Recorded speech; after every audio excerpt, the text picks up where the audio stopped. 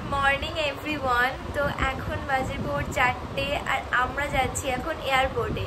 তো এয়ারপোর্টে কেন যাচ্ছি? যেহেতু আজকে দাদার বার্থডে আর আমরা কেউ জানি না যে দাদা এভাবে সারপ্রাইজ দিয়ে আসে। দাদা সরি আমার জিজু উর্ফ আমার দাদা ভাই। তো দাদা আজকে 6 মান্থস পর আজকে ইন্ডিয়াতে আসছে। এখন দাদা ফ্লাইটে রয়েছে।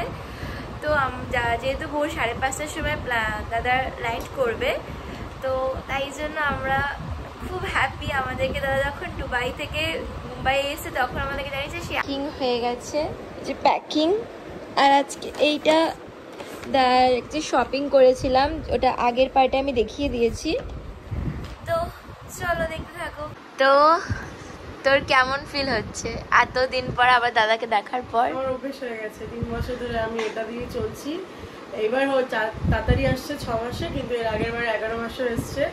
এবারও তাড়াতাড়ি সাইন অফ হয়ে গেছে। তো আর তারপরে সবথেকে বড় কথা, ওর বার্থডেটা পাচ্ছি, এটা খুব ভালো লাগছে। আর বাকিটা তো তুই জানিস, আমি সারা রাত ঘুমোইনি, ইভেন তুইও ঘুমোসনি সারাটা রাত। তুই এডিট সারাদিন এডিট। তো কালকে ব্লগটা হয়তো বনি করবে, আমি এখন ছাড়ি না কোনো কিছু। তো বোনের ব্লগটা সবাই দেখে নিও।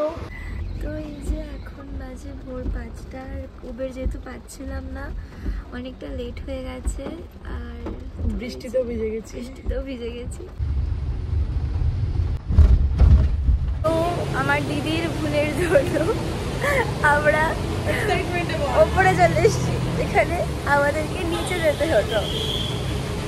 তো এখন আমরা যাবো লিফটে করে নিচে। তো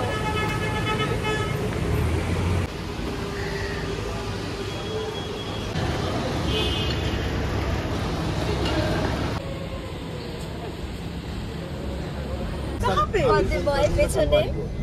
আর আমরা এখন এয়ারপোর্ট থেকে বেরিয়ে পড়েছি আর আমরা এখন ডিরেক্ট বাড়ি যাচ্ছি।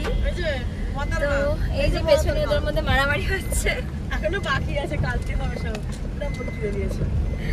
আমাকে 3টে বিস্কিট দিয়ে। তো আমরা এখানে এখন দাঁড়িয়েছি, একটু চা খাবো, দেন বেরোবো।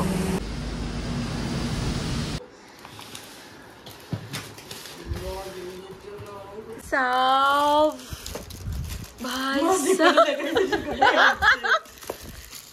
আগে গপুদেরকে দিবি।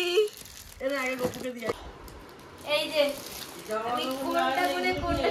আমার জন্য, আমার আর দিদির জন্য দাদার ব্যাগ ভর্তি চকলেট, জামা কাপড় ফেলে এসছে সব জাহাজে। তোমরা একটু দেখো জাস্ট।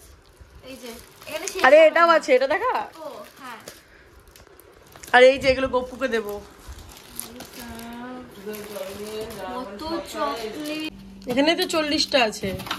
তো এটা দেখা।